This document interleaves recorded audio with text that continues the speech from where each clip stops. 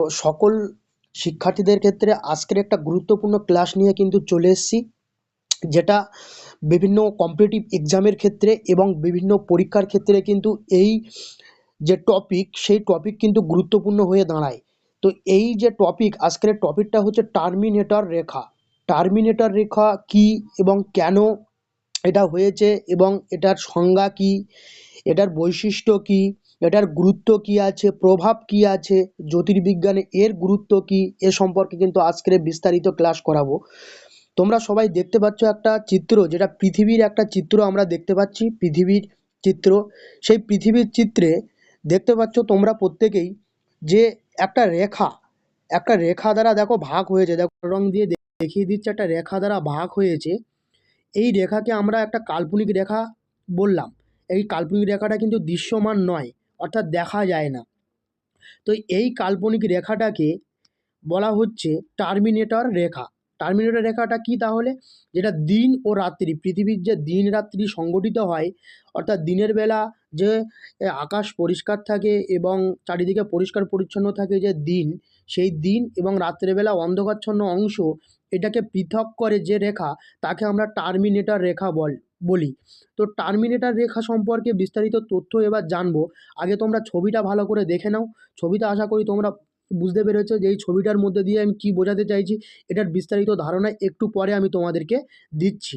তার আগে আমরা বলে দিচ্ছি যে এই চ্যানেলটা যদি পাশে থাকো, এরকম নতুন নতুন ক্লাস কিন্তু তোমরা পাবে, এবং যেগুলো খুবই ইম্পর্টেন্ট ক্লাস, সব কিছুর ক্ষেত্রে কাজে লাগে, তো সেগুলো কিন্তু তোমরা দেখতে থাকো। তোমরা দেখতেই পাচ্ছ যে টার্মিনেটর রেখা, সেই সম্পর্কে আমি বললাম যে তোমাদেরকে বিস্তারিতভাবে জানাবো, তো অবশ্যই ক্লাসটাকে ফলো করো। দেখো কি বলা হচ্ছে, পৃথিবীর উপর যে কাল্পনিক রেখা, দিন বা আলোকিত অংশ এবং রাত্রি অন্ধকারচ্ছন্ন অংশকে পৃথক করে, তাকে টার্মিনেটর রেখা বলা হয়। যেটা আমি একটু আগে বললাম তোমাদের, যে পৃথিবীর উপর যে কাল্পনিক রেখা দিন, আলোকিত অংশ এবং রাত্রি অন্ধকারচ্ছন্ন অংশকে পৃথক করে, তাকে টার্মিনেটর রেখা বলা হয়।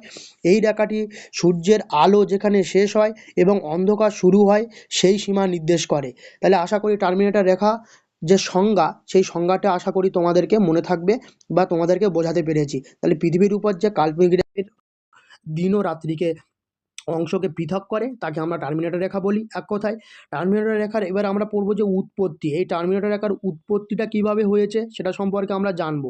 দেখো টার্মিনেটর পরীক্ষার যে উৎপত্তি, সেই উৎপত্তিটা সম্পর্কে দেখো, পৃথিবী নিজে অক্ষের উপর পশ্চিম থেকে পূর্ব দিকে ঘুরছে। আমরা জানি পৃথিবী সবসময় পশ্চিম থেকে পূর্ব দিকে ঘুরছে, অর্থাৎ পশ্চিম থেকে পূর্ব দিকে ঘুরছে। পশ্চিম থেকে পূর্ব দিকে মানে এভাবে ঘুরছে, পৃথিবী তার পশ্চিম থেকে পূর্ব দিকে ঘুরছে। সূর্য একসময় পৃথিবীর অর্ধেক অংশকে আলোকিত করে, তাহলে সূর্য একসময় কী করে? পৃথিবীর অর্ধেক অংশকে আলোকিত করে। এর ফলে কি হয়? এর ফলে হয় এক পাশে দিন হয়, এক পাশে দিন, এক পাশে দিন হয়, এ পাশে যদি দিন হয় আর এক পাশে রাত হয়, তাহলে এক পাশে দিন আর এক পাশে কী হয়? রাত হয়। এক পাশে দিন আর এক পাশে রাত হয়। তাহলে পৃথিবী তার নিজের অক্ষের চারিদিকে পশ্চিম থেকে পূর্ব দিকে ঘুরছে এবং সূর্য একসময় কী করে? অর্ধেক অংশকে আলোকিত করে। তখনই কি হয়? এক পাশে দিন হয় আর এক পাশে রাত হয়। এই দুই অংশের মাঝখানে যে সীমারেখা তৈরি হয়, এই দুই অংশের মাঝখানে যে সীমারেখা তৈরি হয়, তাকেই টার্মিনেট রেখা বলে। তাই টার্মিনেট রেখার উৎপত্তির কারণটা বোঝা গেল। তো এর পরবর্তীতে আমরা দেখব টার্মিনেট রেখার বৈশিষ্ট্য, যেটা খুবই ইম্পর্টেন্ট। টার্মিনেট রেখার বৈশিষ্ট্যগুলো দেখো। প্রথমে হচ্ছে কাল্পনিক রেখা। দেখো প্রথম যে পয়েন্টটা, কাল্পনিক রেখা, টার্মিনেট রেখা বাস্তবে দৃশ্যমান নয়, যেটা আমি প্রথমেই তোমাদের ছবিতে বোঝানোর সময় বলে দিয়েছি, যে টার্মিনেট রেখা কিন্তু বাস্তবে কোনোভাবেই দৃশ্যমান নয়, মানে দেখা যায় না। এটি একটি ভৌগোলিক ধারণা, এটা সম্পূর্ণ একটি ভৌগোলিক ধারণা। দ্বিতীয় পয়েন্টটা কি বলছে? স্থির নয়। স্থির নয় মানে পৃথিবী ঘূর্ণনের ফলে এই রেখাটি প্রতি মুহূর্তে স্থান পরিবর্তন করে। পৃথিবী ঘূর্ণনের ফলে এই রেখাটি প্রতি মুহূর্তে কী করে? তার স্থানটা পরিবর্তন করে। যেহেতু পৃথিবী স্থির নয়, সেহেতু এটা তো ঘূর্ণন হবে, ঘূর্ণনের পরে তো স্থান পরিবর্তন করবেই। তৃতীয় হচ্ছে উত্তর ও দক্ষিণমুখী বিস্তৃতি। উত্তর ও দক্ষিণমুখী বিস্তৃতিটা কি? এটি সাধারণত উত্তর মেরু থেকে দক্ষিণ মেরু পর্যন্ত বিস্তৃত থাকে। এটা সম্পূর্ণ উত্তর মেরু থেকে দক্ষিণ মেরু পর্যন্তই কিন্তু বিস্তৃত থাকে, তার বেশি বা কম কোনো কিছুতেই নয়। তো এর পরবর্তীতে আমরা দেখব সূর্যোদয় ও সূর্যাস্তের নির্দেশক। দেখো নির্দেশকটা কি? সূর্যোদয় যেখানে টার্মিনেট রেখা অতিক্রম করে, তাহলে যেখানে টার্মিনেট রেখা অতিক্রম করে সেখানে কি হয়? সেখানে দিন থেকে রাত, অর্থাৎ সূর্যাস্ত হয়, দিন থেকে রাত হয়, সূর্যাস্ত হয়, অথবা রাত থেকে দিন, সূর্য উদয় ঘটে। তাই টার্মিনেট রেখা সূর্য উদয় এবং সূর্যাস্তের নির্দেশক একটা কী করে? রেখা অতিক্রম করে, যেটা দিন থেকে রাত হয়, সূর্যাস্ত হয়, আবার রাত থেকে দিন হয়, সূর্য উদয় ঘটে। এর পরবর্তীতে আমরা কি দেখব, ঋতু পরিবর্তনের সঙ্গে সম্পর্ক। ঋতু পরিবর্তনের সঙ্গে সম্পর্ক কেন, পৃথিবীর অক্ষ 23.5 ডিগ্রি কোণে হেলে থাকার কারণে টার্মিনেট রেখা সবসময় সোজা থাকে না। তাহলে পৃথিবী কী করে, পৃথিবী অক্ষ সবসময় কি 23.5 ডিগ্রি, অর্থাৎ 23.5 ডিগ্রি, এই রেখাটাকে আমরা বলছি 23.5 ডিগ্রি রেখা। তা 23.5 ডিগ্রি রেখা যখন বা হেলে থাকে তখন কি হয়, টার্মিনেট রেখা সবসময় সোজা থাকে না, এরকম হেলেই থাকে। তাই টার্মিনেট রেখা তোমরা তো ছবিতে দেখতে পেলে যে টার্মিনেট রেখা কি সোজা আছেন, নিশ্চয়ই নয়, সেটা হেলেই অবস্থান করেছে। তো এটাই বলছে। তো বিষুব দিন কোটা হয় 21শে মার্চ ও 23শে সেপ্টেম্বর হচ্ছে বিষুব দিনে টার্মিনেট রেখা মেরু থেকে মেরু পর্যন্ত প্রায় সোজা হয় এবং দিন ও রাত্রি সমান হয়। তাই টার্মিনেট রেখা কখন সমান হয়, তাই টার্মিনেট রেখা সমান হয় যখন মেরু থেকে মেরু পর্যন্ত সোজা হয়, অর্থাৎ বিষুব দিন, যেটা বিষুব দিন কোন দিন, 21শে মার্চ ও 23শে সেপ্টেম্বর হচ্ছে আমাদের পৃথিবীর বিষুব দিন। সেই সময় কিন্তু টার্মিনেট রেখা মেরু থেকে মেরু পর্যন্ত সোজা হয় এবং দিন রাত্রির সমান দৈর্ঘ্য হয়। সেদিন কিন্তু দিন রাত্রির সমান দৈর্ঘ্য হয়। যেমন অয়নান্ত দিনে 21শে জুন ও 22শে ডিসেম্বর রেখাটি বক্র হয়।